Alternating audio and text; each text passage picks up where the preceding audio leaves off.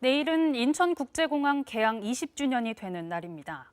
지난 2001년에 개항해 3년 만에 단기 순이익 전환을 한 뒤 이후 16년간 평균 8%씩 성장세를 보였는데요. 2019년엔 여객 부문 세계 5위에 오르며 동부가 허브 공항으로 자리매김했습니다. 하지만 지난해 코로나19 직격탄을 맞았죠. 이 여객 감소로 개항 이후 첫 적자를 기록했습니다. 또 면세점 여러 곳이 문을 닫으면서 면세점 입찰 문제와 비정규직 노동자들을 정규직화하는 이른바 인국공 사태 등 내부 진통도 산적해 있는데요.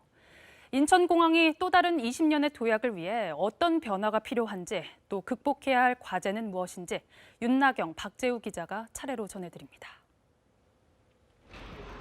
지난해 인천공항은 4,260여억 원의 적자를 기록했습니다.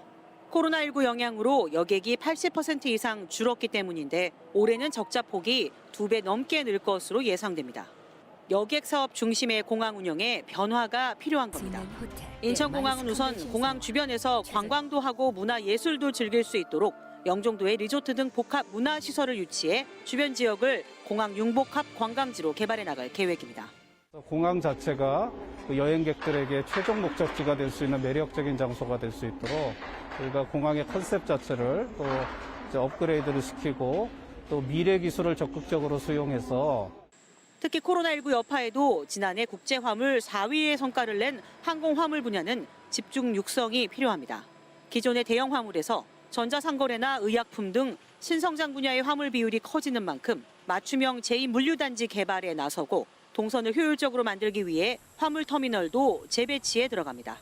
코로나19 이후에도 이제 비대면의 직구, 해외 직구 이런 것들이 더 활성화되기 때문에 항공 화물 부분을 더 강점 있는 부분을 더 키우는 전략이 필요할 것 같습니다. 또 언택트 시대에 맞춰 입출국 심사 디지털 전환을 추진하고 AI를 활용한 비대면 쇼핑 등도 확대해 나갈 계획입니다. KBS 뉴스 윤나경입니다.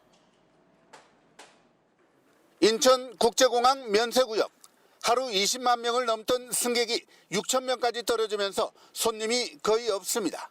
정상 때는 한 10,000명 정도 하루에 평균 구매하셨는데 지금은 450명 정도로.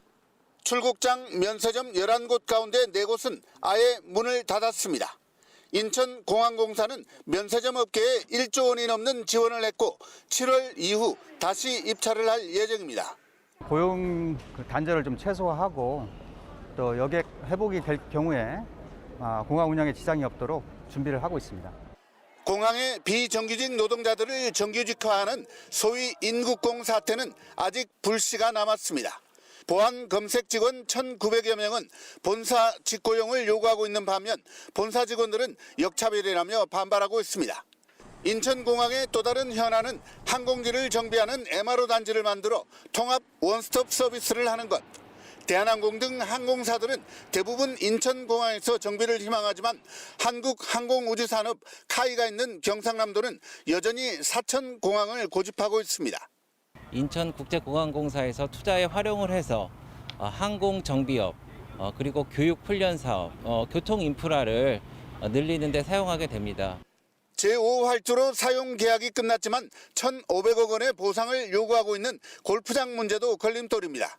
공항공사 측은 고용 안정과 정상 운영을 위해 스카이 72가 즉시 불법 점유를 풀어야 한다고 요구합니다. 20살을 맞은 인천국제공항이 제2의 도약을 하기 위해 이 같은 성장통 극복이 필요합니다. KBS 뉴스 박재우입니다.